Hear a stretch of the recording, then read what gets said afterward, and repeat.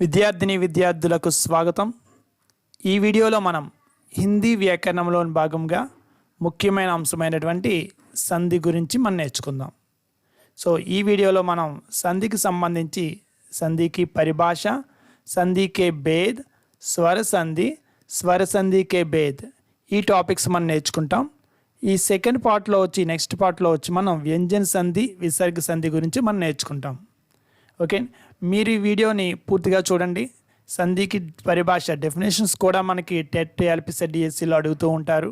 అంటే డెఫినేషన్ ఇచ్చి దేనికి సంబంధించింది అని అడుగుతూ ఉంటారు. సో నెక్స్ట్ సంధి విచ్ఛేద్ చేసినప్పుడు ఏమేమి మార్పులు వస్తాయో మనకు తెలియాలి. సో సంధి ఏమిటో చెప్పమంటే ఆ పేరు చెప్పగలగాలి. సో ఈ లక్షణాలన్నీ కరెక్ట్గా అబ్జర్వ్ చేయండి. మనం వాటిని ఎలా ఐడెంటిఫై చేయాలి అని చెప్పి కాస్త కొన్ని ఈజీ సింపుల్ ట్రిక్స్ తోటి మీకు ఈ టాపిక్ నేను చెప్పడం జరుగుతుంది. సో మీకు ఈ టాపిక్ని పూర్తిగా లాస్ట్ వరకు చూడండి అమ్మా. ఓకే, స్టార్ట్ చేద్దామా. సో మొదట మనం కొన్ని ఎగ్జాంపుల్స్ చూద్దాం. మరణ్ ప్లస్ ఆసన్, మరణాసన్. ప్రతి ప్లస్ అక్ష, ప్రత్యక్ష. సత్ ప్లస్ చరిత్ర, సచ్చరిత్ర. దుహ్ ప్లస్ సాహస్, దుస్సాహస్. ఇక్కడ ఒక్కొక్క వైపు రెండేసి పదాలు ఉన్నాయి, 2 వర్డ్స్, దో శబ్ద్. సో రెండు కలిపి ఇటువైపు ఒక శబ్ద కింద మారింది. కానీ దీన్ని దో శబ్దోంకే మేల్సే అని చెప్పి అనకూడదు. ఎందుకంటే రెండు శబ్ద కలిస్తే దాన్ని సమాస్ అని చెప్పి మనం అంటాం. ఇక్కడ శబ్ద కలవట్లేదు. ఇక్కడ శబ్దులు ఉన్నప్పుడు ఇక్కడ ఏమవుతుందంటే ఇక్కడ అన, మరణంలో అన అంటే అందులో చివరన ఆ అనే అక్షరం ఉంది. ఇక్కడ ఆ రెండు కలిసి ఒక అక్షరం కింద మారినాయి. ఇక్కడ ఏముంది, ప్రతిలో చివరన ఈ అనే సౌండ్ ధ్వని ఉంది, ఇక్కడ ఆ అనే ధ్వని ఉంది. రెండు కలిసి ఇక్కడ ఈ లేదు, ఆ కనిపించట్లేదు, యా అనే కొత్త అక్షరం వచ్చింది. ఇక్కడ సత్ ప్లస్ చరిత్రలో తా అనే అక్షరం ఉంది, ఇక్కడ చా అనే అక్షరం ఉంది. కానీ ఇక్కడ తా అనే అక్షరం లేదు, చా అనే అక్షరం ఎక్స్ట్రా వచ్చింది. ఇక్కడ విసర్గ ఉంది, దుహ్ ప్లస్ సాహస్లో, ఇక్కడ సాకి మాత్రం ఎక్స్ట్రా వచ్చింది ఇక్కడ. సో ఈ విధంగా రెండు సమీపంగా వచ్చిన రెండు పదములు కలిసినప్పుడు వాటి యొక్క మార్పు ఏదైతే వచ్చిందో వర్ణాలలో ఆ వచ్చిన మార్పునే కలిగితే కనుక దాన్ని ఏమంటారు అంటే సంధి అంటారు. సంధి అంటే అసలు అర్థం ఏంటంటే కలయిక అని అర్థం. ఓకే, ఇక్కడ ఏమి కలుస్తున్నాయంటే రెండు వర్ణములు కలుస్తున్నాయి, జాయినింగ్ లెటర్స్. రెండు దగ్గరగా వచ్చిన వర్ణములు కలిసి అప్పుడు కొత్త వర్ణం కింద లేకపోతే చిన్న మార్పు చెంది మనం ప్రయోగించడం జరుగుతుంది. సో ఆ మార్పుని అలా జరిగితే సంధి అంటారు. అటువంటి మార్పు జరగకపోతే దాన్ని సంధి అనకూడదు. ఫర్ ఎగ్జాంపుల్ పాఠశాల, పాఠ ప్లస్ శాల. కానీ ఇక్కడ పాఠశాల విడివిడిగా అలాగే ఉన్నాయి, రెండు కలిపి ప్రయోగించడం తప్ప అక్కడ ఎటువంటి మార్పు లేదు. సో అటువంటి సందర్భాల్లో అక్కడ మనం సంధి జరుగుతున్నట్టు చెప్పకూడదు, అక్కడ ఎటువంటి సంధి లేదు. ఓకే అండి. సో మార్పు వస్తేనే సంధి జరిగినట్టు. ఓకే, ఇటు సంధి డెఫినేషన్ చూద్దాం. సంధికి పరిభాష. ఈ సంధికి పరిభాష చూద్దామండి. అక్షరంకే మేలుకో సంధి కాతే హై. సింపుల్ డెఫినేషన్ అండి. అక్షరముల కలయికని సంధి అంటారు. మన వర్ణమాలలోని ఏవైతే లెటర్స్ ఉన్నాయో అందులో మూలస్వర్ అని ఉంటాయండి. మనకి వర్ణమాలలో ఎన్ని రకాలు ఉంటాయండి? అక్షరాలు 3 రకాలు, స్వర్, వ్యంజన్. అవి కాకుండా మధ్యలో అయోగ్వాహ ఉంటాయి, విసర్గ ఉంటుంది. సో ఆ 3 రకాలతోటి మన సంధులు నేర్చుకుంటాం అన్నమాట అండి. ఓకే, సో అవి దగ్గరికి వచ్చినప్పుడు ఉచ్చారణ చేసినప్పుడు అక్షరంకి మేల్ ఆ కలయిక ఏ విధంగా జరుగుతుందో దాన్నే మన సంధి అంటాం. కాస్త వివరంగా చూద్దాం.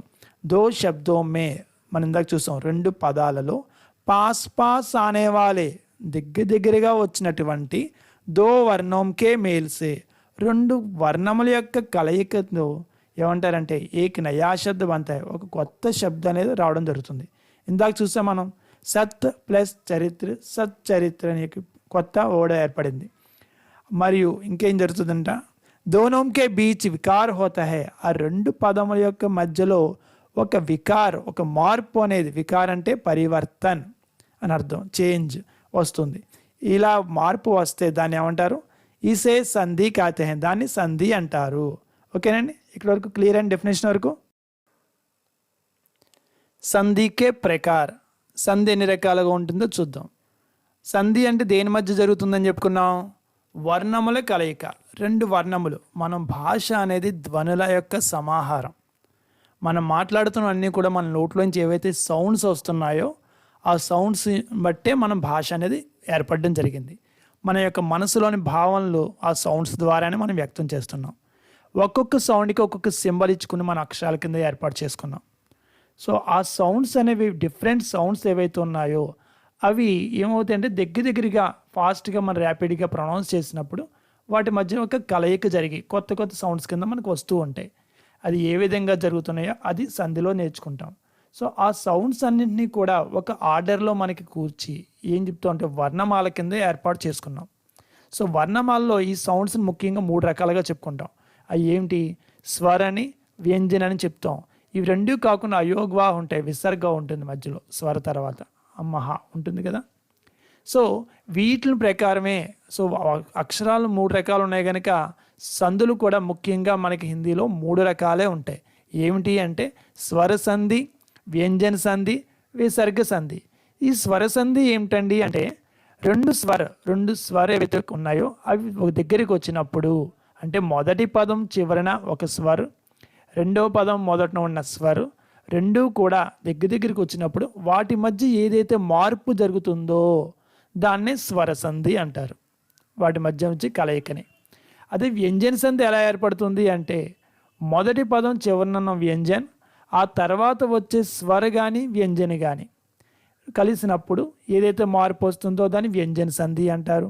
విసర్గ సంధి ఎప్పుడు ఎలా ఏర్పడుతుంది అంటే ఈ మొదటి పదం చివరన ఉన్న విసర్గ, ఆ తర్వాత మొదటి పదంలో ఉన్న రెండో పదంలో ఉన్న మొదటి వర్ణమైనటువంటి స్వర కానీ వ్యంజన కానీ ఎప్పుడు కూడా గుర్తుపెట్టుకోండి, విసర్గ రెండవ పదంలో మొదట రాదు.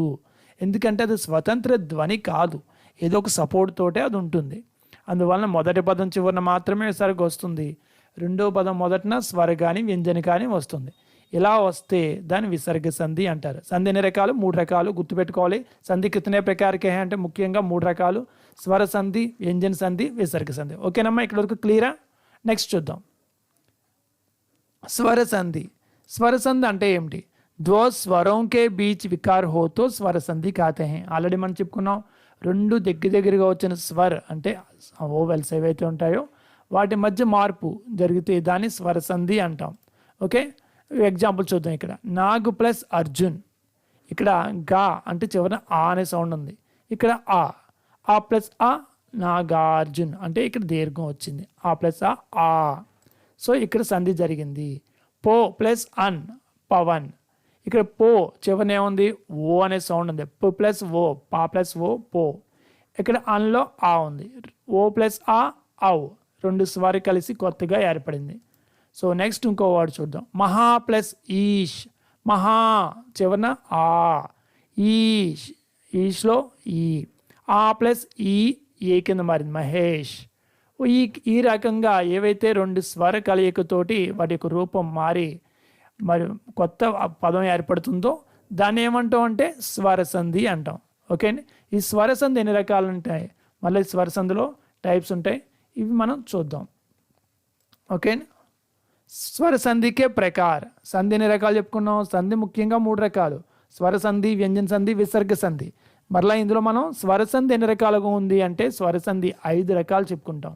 5 ప్రకార్ ఏంటండి అంటే దీర్ఘ సంధి, గుణ సంధి, వృద్ధి సంధి, యన సంధి, అయాది సంధి. మనకి ఇవన్నీ తెలుగులో కనబడుతూ ఉంటాయి మీకు. ఓకే, దీర్ఘ సంధిని సవర్ణ దీర్ఘ సంధి అంటారు, గుణ సంధి, వృద్ధి సంధి, యనాదేశ సంధి అంటాం, అయాది సంధి. ఇవి సంస్కృత సంధులు. సో తెలుగులో కూడా ఉంటాయి. సో అవే రూల్స్ ఇక్కడ మీకు తెలుగు వ్యాకరణం వస్తే దాన్ని బేస్ చేసుకుని చాలా ఈజీగా మీరు ఇక్కడ నేర్చుకోవచ్చు. ఓకే, దీర్ఘ సంధి, గుణ సంధి, వృద్ధి సంధి, యన సంధి, అయాది సంధి, ఇవి మాత్రమే స్వర సంధి. తెలుగులో ఉన్న ఎక్కువ సంధులు మనకు ఉండదు. సో బాగా నేర్చుకోండి. ఓకే, ఇక్కడ వరకు అర్థమైంది కదా? సంధులు ఎన్ని రకాలు? 3 రకాలు: స్వర సంధి, వ్యంజన సంధి, విసర్గ సంధి. స్వర సంధి ఎన్ని రకాలు? 5 రకాలు, 5 ప్రకార్: దీర్ఘ సంధి, గుణ సంధి, వృద్ధి సంధి, యన సంధి, అయాది సంధి. ఓకే అండి, ఇప్పుడు దీర్ఘ సంధి గురించి మనం నేర్చుకుందామండి. किसी स्वर के ह्रस्व या दीर्घ रूप के बाद यदि उसी स्वर का ह्रस्व या दीर्घ रूप आए तो दोनों मिलकर दीर्घ हो जाते हैं, इसे दीर्घ संधि कहते हैं. మీకు ఇది తెలుగులో సవర్ణ దీర్ఘ సంధి అంటామండి. ఓకేనా, సవర్ణ అంటే సేమ్ వర్ణము అంటే ఏదైతే సౌండ్ ఉంటుందో, మన వర్ణం అంటే ఏమనుకున్నాం, ధ్వని సంకేతం. సో ఏదైతే సౌండ్ ఉంటుందో సేమ్ సౌండ్తో మరలా కలిస్తే అప్పుడేమొస్తుంది, దీర్ఘము వస్తుంది. అంటే మూలస్వర్ ఏవేంటి అంటే అ, ఈ, ఉ, రి. ఇవి మూలస్వర్ అంటే ప్రైమరీ సౌండ్స్ అన్నమాట అండి.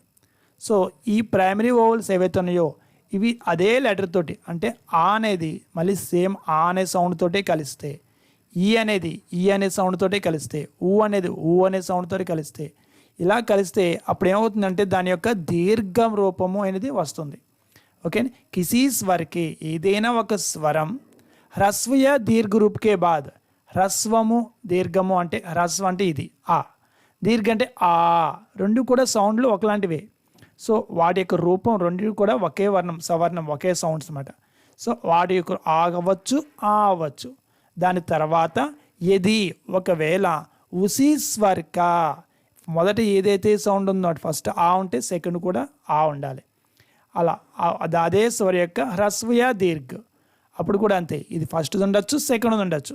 ఉంటే ఆ ఏతో దోనో మిల్క రెండు కలిసి దీర్ఘ హో జాతే హే, దీర్ఘ రూపం కింద అయిపోతాయి. సో ఎగ్జాంపుల్స్ చూద్దామండి. ఫస్ట్ ఆ కదా, ఆ తీసుకుందాం. ఇక్కడ మొదట ఆ ఉంది, తర్వాత ఆ, రెండు ఆలుండే ఎగ్జాంపుల్ తీసుకున్నాం. రామ్ ప్లస్ అవతార్, ఇక్కడ మాలో ఆ ఉంది, అవతార్లో ఆ ఉంది.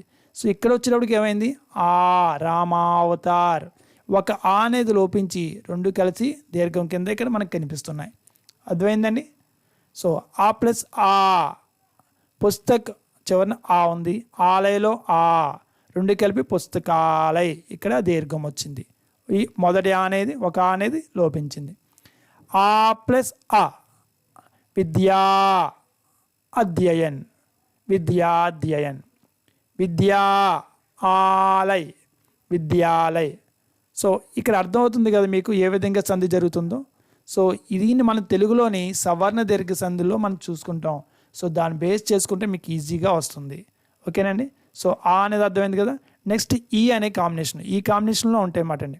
అంటే మొదట ఆ ఉండొచ్చు, ఆ ఉండొచ్చు, తర్వాత కూడా ఆ ఉండొచ్చు, ఆ ఉండొచ్చు. ఏది ఉన్నప్పటికీ కూడా ఇక్కడ రెండు ఒకేలాంటి సౌండ్స్ కనుక మనకి ఇక్కడ రెండు నెక్స్ట్ వచ్చేటికి కేవలం దీర్ఘం మాత్రమే వస్తుంది.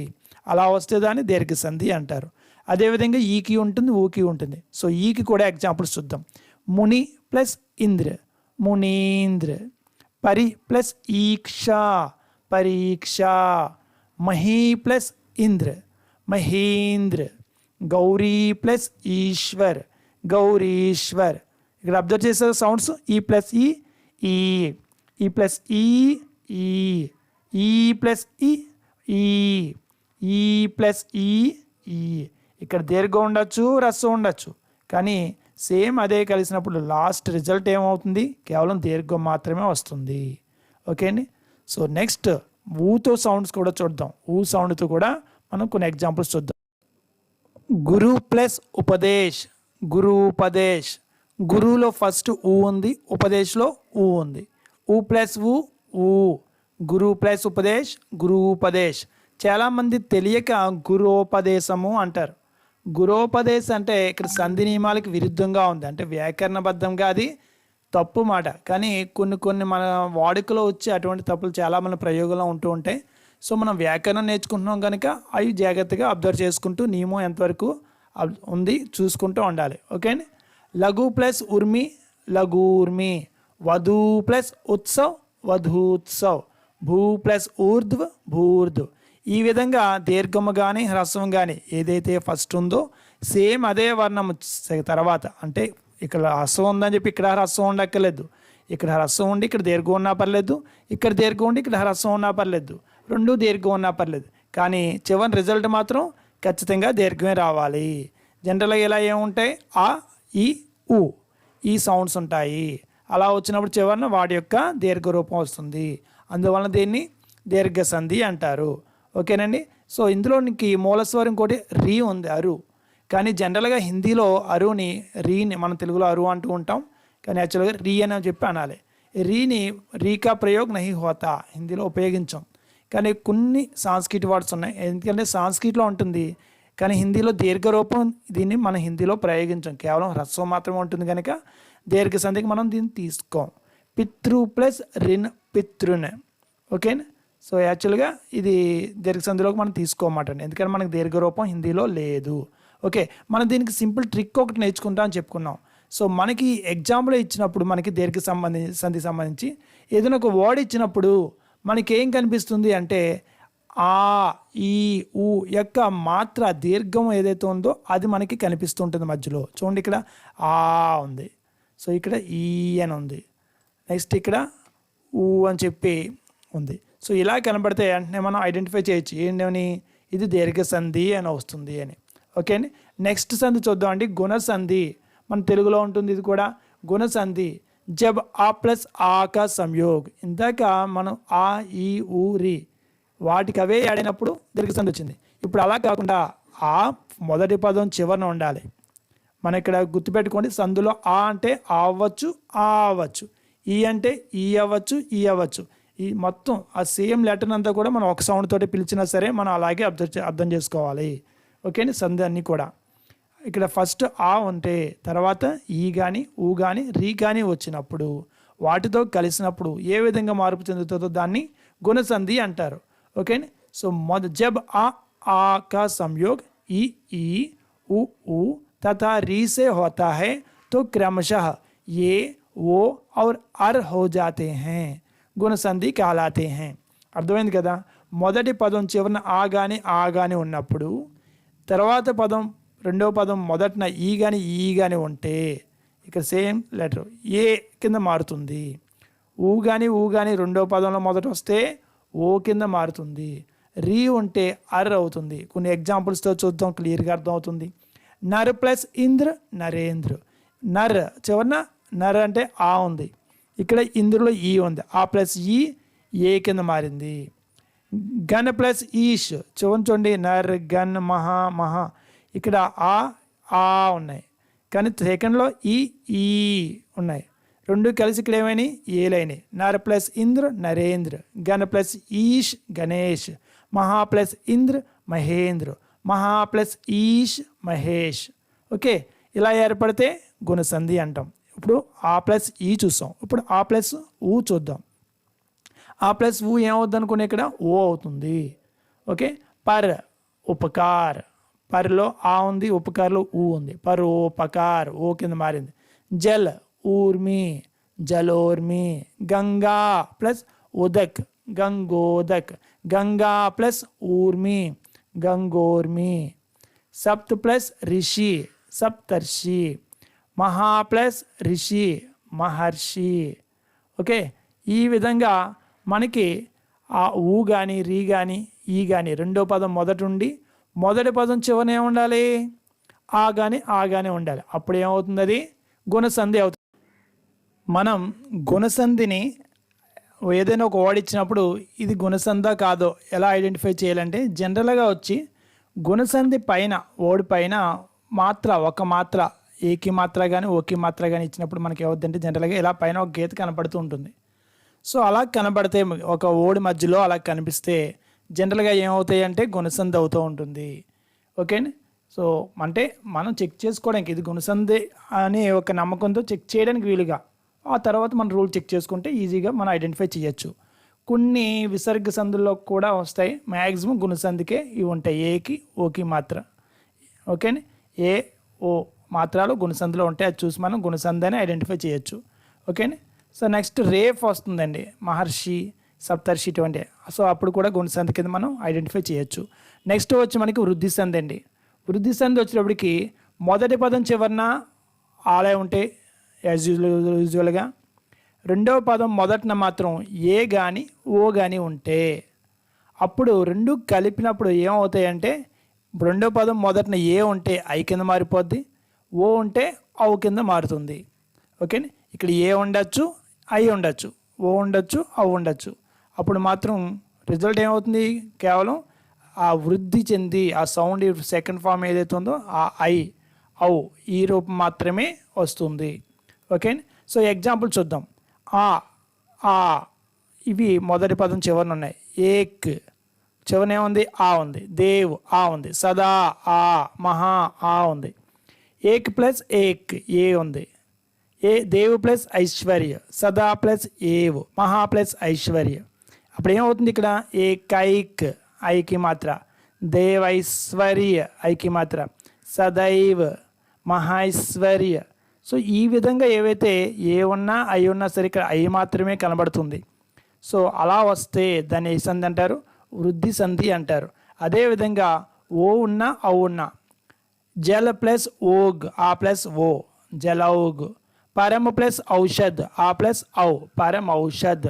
మహా ప్లస్ ఔషధి మహౌషధి ఆ ప్లస్ ఔ, మహా ప్లస్ ఔదార్య మహౌదార్య.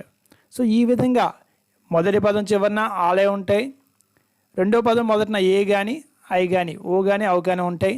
సో ఏ కానీ ఐ కానీ ఉన్నప్పుడు ఐ కింద మారుతుంది, ఓ కానీ ఔ కింద ఉన్నప్పుడు ఔ కింద మారుతుంది. ఇది రూల్. మనం గుర్తుపడడం ఎలాగా? ఈ ఓడ్ పైన ఎప్పుడూ కూడా మిగిలిన సందుల్లో ఐ కానీ ఔ కానీ పైన మాత్ర ఉండవు. ఇందాక మనం గుణసందులు ఒక మాత్ర చూసాం, ఇక్కడ రెండు మాత్రాలు ఉంటాయి పైన. అంటే ఐ కానీ ఐ వచ్చినప్పుడు పైన రెండు గీతలు ఉంటాయి, ఔ వచ్చినా పైన రెండు గీతలు వస్తాయి. ఇలా కనబడితే సెంటర్లో ఓడ్ మధ్యలో మనకి అది ఏ సంధి కింద గుర్తుపెట్టచ్చు? వృద్ధి సంధి కింద మనం ఐడెంటిఫై చేయొచ్చు. ఓకే అండి. ఇది నేను టీచర్స్కి చెప్పట్లేదండి, ఎవరైతే డల్లా స్టూడెంట్స్ ఉన్నారో వాళ్ళు ఐడెంటిఫై చేసుకోవడం కోసం చెప్తున్నాను. ఓకేనండి. నెక్స్ట్ యనసంధి. యనసంధి వచ్చే రూల్ ఏంటంటే హ్రस्व या दीर्घ ई ऊ री के पश्चात यदि अन्य असमान स्वर आता है तब ई की जगह या ऊ की जगह वा और రీ की जगह రా हो जाता है. ఇది ఏం లేదండి, మొదటి పదం చివరిని ఎప్పుడు కూడా ఈ కానీ ఊ కానీ రీ కానీ ఉంటాయి, ఆలు ఉండవు. ఓకే అండి. సో ఇలా ఉండి దాని రెండవ పదం మొదటనే ఉంటుందంట, ఇక్కడ ఈ ఉంటే ఈ తప్ప వేరే ఏదైనా ఉండొచ్చు, ఊ ఉంటే ఊ తప్ప ఏదైనా ఉండొచ్చు, రీ ఉంటే రీ తప్ప ఏదైనా ఉండొచ్చు. అలా ఉన్నప్పుడు ఈ ఏమవుతుందంట? యా కింద మారిపోద్దంట. ఊ ఉన్నప్పుడు వా కింద మారిపోద్దంట, రీ రా కింద మారుతుందంట. సో ఫస్ట్ ఈకి చూద్దామండి. సో ఈ మొదటి పదం చివరిన ఉంది, ఆ తర్వాత ఆ ఉంటే ఏమవుతుంది అన్నారు? ఈ ఏమైపోద్ది? యా అవుతుంది. ఎందుకు? ఈ అవుతుంది, ఈ ప్లస్ ఆ యా, ఈ ప్లస్ ఆ యా, ఈ ప్లస్ ఊ యు. సో ఈ విధంగా దాని యొక్క గుణితం కింద మారుతుంది. ఏ స్వర ఏర్పడితే ఆ యాకి ఆ గుణితం కింద మనకి వస్తూ ఉంటుంది. అది మనకి ఈజీగా చూసుకోవచ్చు. సో యది ప్లస్ అపి యద్యపి, ఇది ప్లస్ ఆది ఇత్యాది, ప్రతి ప్లస్ ఉపకార్ ప్రత్యుపకార్, नी प्लस ऊन न्यून, ई प्लस ये प्रत्येक, प्रति प्लस एक प्रत्येक, अति प्लस ऐश्वर्य अत्यैश्वर्य, अति प्लस ओज अत्योज, अति प्लस औदार्य अत्यौदार्य, देवी प्लस आगमन देव्यागमन. ఓకే, ఈ విధంగా చూశారు కదా, ఈ విధంగా మారుతుంది. మొదటి పదం చివరిన ఈ వచ్చినప్పుడు తర్వాత ఈ కాకుండా వేరే స్వరం వచ్చినప్పుడు ఏ విధంగా మారుతుందో మనం ఇక్కడ చూసాం. ఇప్పుడు మొదటి పదం చివరిన ఊ ఉండి ఆ తర్వాత రెండవ పదం మొదటిన వేరే అన్య స్వర్ అంటే అసమాన స్వరి, ఊ కాకుండా వేరే స్వర ఏ వచ్చినా సరే ఊ వా కింద మారుతుంది. ఆ స్వర దీనికి మాత్ర అవుతుంది. సో దానికి ఒక 3 ఎగ్జాంపుల్స్ చూద్దామండి. ఊ ప్లస్ ఆ, సూలో ఊ ఉంది, అల్పులో ఆ ఉంది, స్వల్ప్. సు ప్లస్ ఆగత్, స్వాగత్. అను ప్లస్ ఏషన్, అన్వేషణ్. చాలా ఇంపార్టెంట్ అండి 3 కూడా, బాగా గుర్తుపెట్టుకోవాలి. అదేవిధంగా నెక్స్ట్ వన్ ఏంటండి? రీ వచ్చినప్పుడు రా కింద మారుతుంది. సో నెక్స్ట్ వచ్చే స్వర ఏదైతే ఉందో దాని మాత్ర అవుతుంది. సో అది కూడా మనం చూద్దాం. రీ ప్లస్ ఆ, పితృ ప్లస్ అనుమతి, పితృనుమతి. ఓకే, ఇక్కడేమో రీ ఉంది, ఇక్కడేమో తాకి రావత్తు వచ్చింది, అంటే రీ రా కింద మారిపోయింది. పితృ ప్లస్ ఆజ్ఞ పిత్రాజ్ఞ, పితృ ప్లస్ ఉపదేశ్ పితృపదేశ్. ఓకే, సో ఈ విధంగా యనసంధి అనేది మనం మారుతూ ఉంటుంది. మనం మరి ఐడెంటిఫై చేయడం ఎలాగా అంటే, ఏదైనా ఒక వర్డ్ ఇచ్చినప్పుడు మనకి ఏం కనబడుతుందంటే ఈ యా కింద మారుతుంది, ఊ వా కింద మారుతుంది, రీ రా కింద మారుతుంది అని చెప్పి నేర్చుకున్నాం. మనకి ఏదైనా ఒక పదంలో యా కానీ మధ్యలో యా కానీ వా కానీ రా కానీ కనిపించి దాని ముందు అక్షరం ఏదైతే ఉందో అది సాఫ్ట్ లెటర్ అంటే పూర్తి అక్షరం కాకుండా ఉంటే దాన్ని ఆ సంధిని యనసంధి కింద మనం ఐడెంటిఫై చేయొచ్చు. ఇక్కడ చూడండి, వా ఉంది, వా ముందు సా అనే సగమే ఉంది. ఇక్కడ చూడండి ఏముంది, ఇక్కడ త్రాలో రా ఉంది, రా ముందు తా అనే సగమే కనబడుతుంది. దాని ముందు ఇక్కడ చూడండి, ఇక్కడ యద్యపి లేకపోతే ఇత్యాది, యా ముందు తా సగమే ఉంది, యా ముందు తా సగం ఉంది, యా ముందు నా సగమే ఉంది. సో ఈ విధంగా యా వా రా ముందు ఆఫ్ లెటర్స్ ఉంటే దాన్ని ఏమంటారు? ఎన సంధి కింద మనం ఐడెంటిఫై చేయొచ్చు. ఇది మన టిప్ మాట అండి. ఓకే, ట్రిక్ ఐడెంటిఫై చేయడానికి. నెక్స్ట్ లాస్ట్ వన్ అయాది సంధి. మనం స్వర సంధిలో లాస్ట్ది అయాది సంధి. అయాది అంటే అర్థం అంటే ఐ, ఆది అంటే మొదలైన, ఐ అంటే ఇది, అయాది అంటే ఐ మొదలైనవి మారుతుంది కనుక అయాది సంధి అంటారు. సో మొదటి పదం చివరన ఏ కానీ ఐ కానీ ఓ కానీ ఔ కానీ వస్తే అది ఖచ్చితంగా అయాది సంధి అవుతుంది, వేరే ఆప్షనే ఉండదు. అర్థమైందా? సో ఆ తర్వాత రెండో పదం మొదటనే ఉండాలి. అన్యస్వర ఏదైనా ఉండొచ్చు. ఈ ఏ కానీ ఐ కానీ వచ్చినప్పుడు వేరే ఏ స్వరైనా ఉండొచ్చు, ఏ ఐ కాపు తప్ప. ఓ కానీ ఔ కానీ వచ్చినప్పుడు ఈ రెండు కాకుండా వేరే ఏది వచ్చినా సరే అవి ఈ అయాది సంధి లక్షణం అన్నమాట అండి అది. సో అలా వచ్చినప్పుడు ఏ కానీ ఐ కానీ వచ్చినప్పుడు ఆ తర్వాత అన్ని స్వర వస్తే ఏ ఐ కింద మారుతుంది, ఐ ఆ ఐ కింద మారుతుంది, ఓ ఔ కింద మారుతుంది, ఔ ఆవు కింద మారుతుంది. ఓకే అండి. సో ఇది మనం ఐడెంటిఫై చేయడానికి కొన్ని ఎగ్జాంపుల్స్ ఇక్కడ నే ప్లస్ అన్ నయన్, ఏ ప్లస్ ఆ ఐ అయింది ఇక్కడ. ఓకే, నై ప్లస్ అక్ నాయక్, పో ప్లస్ అన్ పవన్, పౌ ప్లస్ అక్ పావక్, నౌ ప్లస్ ఇక్ నావిక్. ఇవి జనరల్గా మనం ఎక్కువ ప్రాక్టీస్ చేయాలండి ఇటువంటివి. ఇవి ఎన సంధి అయాది సంధి అప్పుడు మీకు బాగా గుర్తుంటుంది. ఓకే అండి. ఈ సంధులు అనేవి ఎంత ప్రాక్టీస్ చేస్తే అంత బాగా వస్తుందండి. సో ఇది ఐడెంటిఫై చేయడానికి మనకి ఈజీగా ఏంటంటే ఏ ఐ ఓ ఔకి మాత్ర నహి ఆతి. ఈ వర్డ్లో మన వీటితో ఫామ్ అవుతున్నప్పటికి కూడా ఎక్కడా కూడా ఏకి మాత్ర, ఓకి మాత్ర, ఔకి మాత్ర, ఐకి మాత్ర ఇవి ఈ ఫామ్ అయిన వర్డ్లో కనిపించవు. ఓకే అండి. అధికతం 3 అక్షర కా శబ్ద అవుతాయి. మ్యాక్సిమం చిన్న చిన్న పదాలు 3 అక్షరాల పదాలు ఉంటాయి అది మ్యాక్సిమం. ఓకే, అలా ఉంటుంది. అది ఐడెంటిఫై చేయొచ్చు దేని కింద, అయాది సంధి కింద. ఓకేనండి. ఈ వీడియో మీకు బాగా నచ్చింది అని చెప్పి అర్థమవుతుంది అని చెప్పి అనుకున్నాను. మీకు అర్థమవకపోతే కామెంట్ చేయండి అమ్మా. ఓకేని, మీకు అర్థమయ్యేలాగా నేను మరలా ఎక్స్ప్లెయిన్ చేస్తాను మీ సందేహాలు ఉంటే. ఓకేని, నెక్స్ట్ వీడియోలో దాన్ని మరి రెక్టిఫై చేసి మీ సందేహాలు తీర్చడానికి ప్రయత్నం చేస్తాను. ఓకే, నెక్స్ట్ వీడియో కూడా కంపల్సరీ చూడండి. తర్వాత మన ప్రాక్టీస్ సెషన్ ఉంటుంది. ఆ ప్రాక్టీస్ సెషన్లో సంధి సంబంధించి ఎక్కువ ప్రాక్టీస్ చేసుకుందాం. ఓకే, జై హింద్, జై హిందీ. మీకు ఈ వీడియో నచ్చినట్లయితే లైక్ చేయండి, షేర్ చేయండి, మా ఛానల్ని సబ్స్క్రైబ్ చేయండి, పక్కనే ఉన్న బెల్ ఐకాన్ని క్లిక్ చేయండి. Thank you.